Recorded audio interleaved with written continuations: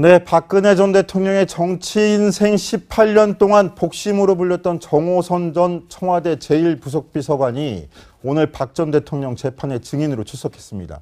모시던 대통령 앞에서 어떻게 증언할 수 있겠느냐 이렇게 이야기하면서 해안의 눈물을 흘렸다는데요. 자, 이 문제, 이 이야기 한번 짚어보겠습니다. 노은지 기자, 오늘 법정에서 두 사람 만났는데 눈물의 법정이 됐다 이 이야기 있습니다. 어떤 모습이었나요? 네, 일단 두 사람이 법정 대면을 한 거는 정호성 전 비서관이 구속된 이후에 처음입니다. 상당히 오랜만에 만난 건데요. 박근혜 전 대통령이 일단 정호성 비서관이 이제 법정으로 들어서면서 90도로 인사를 했다고 해요. 그래서 박근혜 전 대통령 같은 경우는 증인들을 잘 쳐다보지 않는데 오늘 같은 경우는 눈을 마주치면서 인사를 받았다고 합니다. 그리고 저희가 지금 이제 그림으로 좀 준비를 해봤는데 오늘 여러 사람이 눈물 흘리는 모습을 볼 수가 있었다고 하는데요. 특히 정호성 전 비서관 같은 경우에는 증언을 거부를 했지만 별도의 발언 시간을 얻어서 소회를 밝혔습니다. 여기서 일단 박근혜 전 대통령이 상당히 억울할 것이다. 내가 잘 못 모신 탓이다. 내 책임은 인정하지만 박근혜 전 대통령에게는 잘못이 없다. 이런 얘기를 했는데 이 발언을 하면서 정호성 전 비서관이 눈물을 흘렸고요. 그 이후에 발언을 하게 된 유영하 변호사도 천장을 보면서 울먹거리는 바람에 한동안 말을 잇지 못했다고 합니다. 그리고 안에 법정에서 이제 법정에서 함께 이 장면을 지켜봤던 사람들의 얘기를 들어보니까 두 사람이 이렇게 울먹거리면서 눈물을 흘리니까 박근혜 전 대통령도 휴지를 들고 눈가를 훔치는 이런 모습을 볼 수가 있었다고 합니다. 저희가 시청자분들의 이해를 돕기 위해서 정호선 전 행정관의 오늘 법정 발언을 음성 대역으로 준비해봤는데요. 박 전 대통령을 향한 충성심이 어땠을까요? 한번 가늠이 될까요? 한번 들어보시겠습니다. 대통령께서는 가족도 없으시고 사심없이 24시간 국정에만 몰입하신 분입니다. 특별한 낙도 없으시고 정책 추진하면서 작은 성과가 나면 그걸 낙으로 삼는 분이었습니다. 어떻게 사셨는지 너무 잘 알고 있기 때문에 부정부패, 뇌물에 경기를 일으킬 정도로 결벽을 갖고 계신 분이기 때문에 이런 상황에 있는 게 가슴이 아픕니다. 자, 이 사건, 이 주제 박상윤 변호사와 함께 나눠보겠습니다. 어서 오십시오. 예, 안녕하십니까. 자, 박 변호사님, 지금 저희가 음성 대역으로 정호성 전 비서관의 오늘 증언 내용을 들려드렸는데 증언이라고 할지 진술이라고 하는 게 맞겠습니다. 자기가 모시던 대통령 앞에서 어떻게 증언을 하겠냐면 오늘 증언은 끝내 거부를 하고 소회를 저렇게 밝힌 건데 소회라고 하지만 박근혜 전 대통령의 무죄를 주장하는 이야기 아닌가요? 이게? 박 전 대통령의 어떤 변호를 한 거죠. 네. 저 말은 결국 박 전 대통령이 재판부를 향해서 하고 싶었던 말이었던 것 같습니다. 네. 그래서 제가 볼 때는 정호성 전 비서관이 오늘 증언 때 나올까 말까 고심하다가 내가 전 비서관으로서 박 전 대통령을 모셨던 사람으로서 이 박 전 대통령에게 도움되는 진술을 하고 싶다. 그래서 제가 볼 때는 박 전 대통령의 어떤 이러한 말을 하고 싶었고 그 다음에 세부적인 그러니까 지금 정호성 전 비서관이 받고 있는 혐의가 공무상 비밀 누설 아닙니까? 네네. 예. 그거를 박 전 대통령이 시켰다는 거 아니에요. 네. 최순실 씨에게 보내줘라. 그 부분에 대해서는 진술을 거부한 것 같습니다. 네. 예. 자, 사실 정호성 전 비서관 하면은 문고리 3인방의 한 명으로 꼽혔죠. 안봉근, 이재만 전 비서관도 그 세 명 중에 한 사람인데요. 자, 노은지 기자, 정호성 전 비서관만 지금 현재 구속이 되어 있는데 특히 정호성 전 비서관이 박근혜 전 대통령을 그렇게 가깝게 모셨던 인물입니까? 네, 일단은 그 정치를 시작하게 되면서부터 이제 박근혜 전 대통령과 정호성 전 비서관이 만나게 됐는데 그게 1998년의 일입니다. 그러니까 상당히 18년, 19년 정도를 모신 그런 복심이라고 할 수가 있을 텐데요. 그리고 문고리 3인방, 뭐 안봉근, 이재만, 정호성 세 사람이 있지만 그 역할을 보면 정호성 전 비서관이 제일 가까웠다고 볼 수밖에 없는 게 일단은 모든 메시지 관리를 했었고 그리고 가장 지근거리에서 보좌를 하면서 정책을 돕는 역할을 했었습니다. 그렇기 때문에 박근혜 전 대통령이 가장 많이 만나고 가장 많이 상의를 하는 그런 사람이었을 수밖에 없고 그렇기 때문에 이렇게 가장 내밀하게 좀 연루가 되어 있는 인물이 정호성 전 비서관이 되는 거죠. 자, 내밀하게 가장 이런 문제 문건 유출에 대해서 가장 밀접하게 관련이 있는 업무를 담당했기 때문에 본인이 구속까지 돼 있는 상황이었는데요. 오늘 법정 좀 전에 말씀드렸지만 증언은 거부했는데 저렇게 긴 소회를 밝혔단 말이죠. 예. 저것도 증언에 준해서 참작이 됩니까? 그렇습니다. 그러니까 어떻게 보면 검찰이 이 정호성 전 비서관을 증언대 내세움으로 인해 가지고 이 박근혜 전 대통령의 혐의 사실, 공범 관계를 입증하려고 했는데 오히려 정호성 전 비서관은 문건 유출과 관련해서 오히려 이 사건이 대통령이 얼마나 정성 들여 국정에 임하였는지 보여주는 사례다. 그러니까 이 박근혜 전 대통령이 어떤 인사 문건이라든가 이런 거를 최순실 씨를 통해서 어떤 검증을 받으려고, 그러니까 혼자 독단적으로 하지 않고 외부의 의견을 들으려고 했다.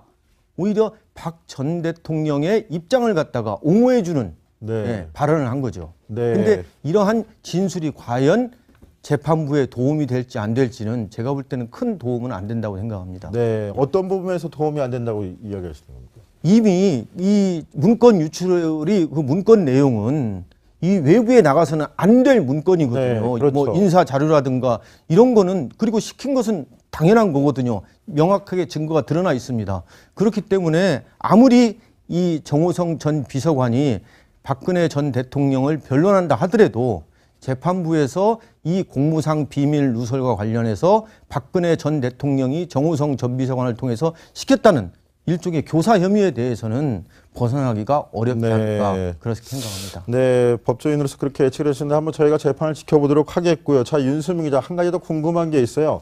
이렇게 정호성 전 비서관 나와서 진술을 할 때 조금 전에 얘기를 들어보니까 박근혜 전 대통령 휴지로 눈가도 훔쳤다는데 자세하게 좀 전해주세요. 어떤 모습이었습니까? 박 전 대통령은. 네, 먼저 재판장이 이제 정호성 피고인 입정하세요 하니까 고개를 숙이고 있던 박 전 대통령이 고개를 들었고요. 그리고 안경을 찾았었습니다. 과거에 약간 집중하지 않았던 모습과는 사뭇 비교되는데요. 그리고 정호성 전 비서관이 이제 이 사건이 벌어지고 난 이후에 국가적으로 참 엄청난 많은 일이 있었다라고 하는 순간 이제 박근혜 대통령의 굳은 표정으로 눈을 떼지 않고 정 전 비서관을 응시했고요. 정 전 비서관은 박 전 대통령을 제대로 모시지 못했던 부분 한스럽고 죄송하다 이렇게 말했습니다. 네, 정호성 전 비서관 또 어떤 증언을 했는지 또 관심이 있는데 이거 말고 또 추가로 진술한 내용도 좀 알려주시죠. 네, 일단은 박근혜 전 대통령 같은 입장에서는 정호성 전 비서관이 본인의 어떤 연루가 되어 있지 않다, 좀 그 본인의 무죄를 좀 주장해 준 거니까 이 부분에 대해서는 좀 기대가 있을 것 같기도 한데요. 정호성 전 비서관이 상당히 좀 더 추가로 얘기를 했습니다. 일단 최순실 씨에게 넘어간 연설문 등의 문건 유출과 관련해서 입을 열었는데요. 지난 최순실 씨 그리고 안종범 전 청와대 정책조정수석 재판에서 말했던 내용과 크게 달라진 건 없었습니다. 여전히 박 전 대통령이 잘못한 게 없고 모든 게 내 잘못이다 이렇게 얘기를 했는데요. 역시 음성 대역으로 저희가 재현해봤습니다. 들어보시죠. 대통령께서 최순실 씨 의견도 들어보는 게 어떻겠냐는 취지로 말했지만 구체적인 지시가 아니었습니다. 제가 문건을 최 씨에게 준 겁니다. 대통령은 무슨 문건을 줬는지도 모르십니다. 사적인 이익을 위해서 그러신 것도 아니고 어떻게든 잘해보려고 하신 건데 어떻게 죄를 물을 수 있습니까? 자, 박상진 변호사 이거 한번 여쭤보고 싶어요. 정호성 전 비서관 지난번 최순실 유출 문건에 대해서 국가 기밀이 아니라고 생각했다라고 말했다가 엄청나게 좀 질타를 받았어요. 어떻게 이게 인사 문건에 뭐 이런 내부적인 것들이 다 국가 기밀이 아니라고 생각하냐 이렇게 얘기를 했는데 지금 이야기는 자 들어보니까 어떻게든 잘해보려고 한 일이었다라고 좀 애둘러서 얘기하면서 감성적인 모습에 좀 호소하는 측면이 좀 있는 것 같은데. 그러니까 박근혜 전 대통령을 변론하는 거죠. 비호하는 거예요. 박 전 대통령은 나간 문서가 국가 기밀인지 아닌지 어떤 문건인지 내용을 몰랐다. 자, 그것도 통제가 안 됐다는 것 자체도 문제 아닙니까? 그렇습니다. 그렇기 때문에 이 정호성 전 비서관은 자기가 모든 책임을 떠안으려고 한다는 얘기입니다. 보십시오. 그러니까 대통령은 무슨 문건을 줬는지도 모르십니다. 이런 얘기를 했어요. 그리고 사적인 이유를 위해서 그러신 것이 아니다. 이건 박 전 대통령이 할 말을 자기가 다 하는 거죠. 근데 네. 문제는 박 전 대통령이 이 정호성 전 비서관을 보고서 좀 안타깝게 생각했을 겁니다. 저 사람이 저렇게 구속 오래 해서는 안 될 사람인데 어찌 보면은 나를 위해서 모든 걸 갖다가 다 뒤집어 가져가려고 하는구나 하는 그러한 회한에 어떤 느낌이 있지 않았을까 저는 개인적으로 그렇게 생각합니다. 네. 오늘 일단 뭐 박 전 대통령뿐만이 아니라 여러 사람이 법정에서 눈물을 흘렸다고 하는데 박근혜 지지층들이 한 10여 명 정도가 법정 안에서 이 직접 재판을 지켜봤다고 합니다. 제가 일단 법정에 들어갔던 사람 그리고 이제 바깥에서 그 법정 상황을 좀 이제 단체 채팅방을 통해서 전달을 받았던 사람들과 통화를 좀 해봤는데 실제로 저랑 통화를 할 때도 목소리가 울먹거릴 정도로 좀 격앙된 반응을 보였습니다. 어떤 얘기들을 했는지 함께 들어보시죠. 대통령은 사실 거의 표정이 없으세요.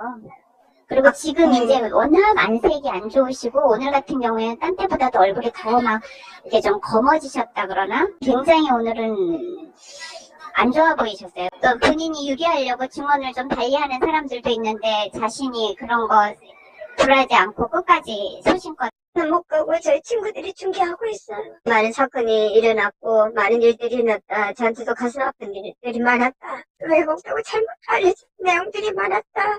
다들 뭐 잘 못해서 가슴 아프고 죄송스럽다. 저희도 다 울고 있는 거죠 뭐. 저희가 느끼는 거 똑같이 뭐 대통령이 가족도 없고 혼자 사시면서 오로지 일만 하셨다고 제가 생각하고 있는데 일들 모든 일들이 허위 억지르고 대통령이 억울하게 탄핵이 됐다고 생각하는 거고. 네, 재판장에서 박근혜 전 대통령도 울고 정호성 전 비서관도 울고 유영하 변호사도 울었다고 저희가 전해드렸는데 지지자들도 이렇게 우는 모습이 좀 인상적인 것 같은데 앞서서 박상윤 변호사 이야기하길 지금 모든 진술이나 증거상으로 볼 때 정호성 전 비서관의 지금 오늘 나온 소회 진술 발언이 그다지 큰 영향을 미치지는 않을 것이다 이렇게 법조인으로서 예측을 했는데요. 근데 정치적으로 볼 때 저렇게 지지층들한테 영향을 미치는 측면은 좀 꽤 있겠네요. 따져보니까. 근데 저 지지층의 저러한 말이 네네. 재판부에 큰 영향을 안 미친다는 겁니다. 저는 정호성 전 비서관이 형을 경하게 받으려면은 이 문건 유출 지시 박근혜 전 대통령이 시켜서 한 거다. 이렇게 진술할 수 있었을 텐데 오늘 정호성 전 비서관의 얘기를 들어오면은 박근혜 전 대통령은 이걸 한번 의견을 받아보는 게 어떻겠느냐 이런 얘기를 했고 자기는 그걸 뛰어넘어서 자기가 한 거다. 박근혜 전 대통령은 사익을 추구한 게 아니다. 라는 변론을 했거든요. 그러니까 정호성 전 비서관은 아마 마지막이라도 자기가 박근혜 전 대통령의 어떤 그 법정에서 하고 싶은 말을 변론을 하러 오늘 나오지 않았을까 저는 그렇게 생각합니다. 네, 알겠습니다. 근데 윤수민 기자, 그 과거에 정호성 전 비서관 발언도 좀 아까 좀 얘기를 얼핏 말씀을 드렸는데 좀 오늘 발언하고 따져보면 굉장히 좀 애매한 발언인 것 같아요. 어떻게 좀 보셨습니까? 네, 정호성 전 청와대 비서관은 지난 1월 박근혜 전 대통령 탄핵 심판 7차 변론기일에선 최 씨는 없는 사람이라는 말을 하기도 했었는데요. 연설문을 고칠 능력도 안 된다고 했었는데 단순 충성심으로 본인이 알아서 문건을 최 씨에게 넘겼다는 게 납득이 좀 가지 않습니다. 네, 당시 발언 좀 들어보시죠. 네, 정호성 전 비서관의 실제 목소리. 최순실 씨는 기본적으로 저희 입장에서는 없는 사람입니다. 이 사람이 존재하지 않고 그냥 뒤에서 아무도 모르게 조용히 도와주는 사람이었지. 근데 안타깝게도 지금 이 상황까지 오게 된 게 이분이 밖으로 이렇게 뭔가 등장하면서 뭔가 일이 지금 이렇게 꼬인 것 같은데. 그 말이 결국 비선 실세라는 거잖아요. 그러니까 또 최순실 씨가 정책적으로 뭐를 자기가 판단해가지고 뭐 이거를 고치고 뭐 이럴 능력은 전혀 안 됩니다. 자, 헌법재판소에서의 당시 진술인데, 자, 최순실 씨한테도 의견을 구하려고 열심히 하려고 했다. 박근혜 전 대통령이 그만큼 국정을 위해서 열심히 한 모습이다라는 게 오늘 진술인데, 당시 저 진술을 들어보면 최순실을 그런 능력도 없는 사람이다. 이렇게 얘기를 하는 거예요. 자, 박상윤 변호사님, 이 정도 되면 3명 박근혜 전 대통령, 정호성 전 비서관, 최순실 3자 대면이라도 해야 되는 거 아닌가요? 3자 대면 해봤자 별 소용은 없을 겁니다. 왜 그러냐면은 지금 정호성 전 비서관이 7차 변론 때 그런 얘기를 하지 않았습니까? 그 대외적으로 없는 사람이다. 최순실이라는 사람은. 그리고 존재하지도 않고 그냥 뒤에서 아무도 모르게 도와주는 사람이다. 이런 얘기를 했거든요. 그 말 뜻은 뭐겠습니까? 최순실을 어찌 보면 변론했다고 볼 수 있습니다. 최순실은 아무런 능력이 없는데 다만 조용히 도와준다.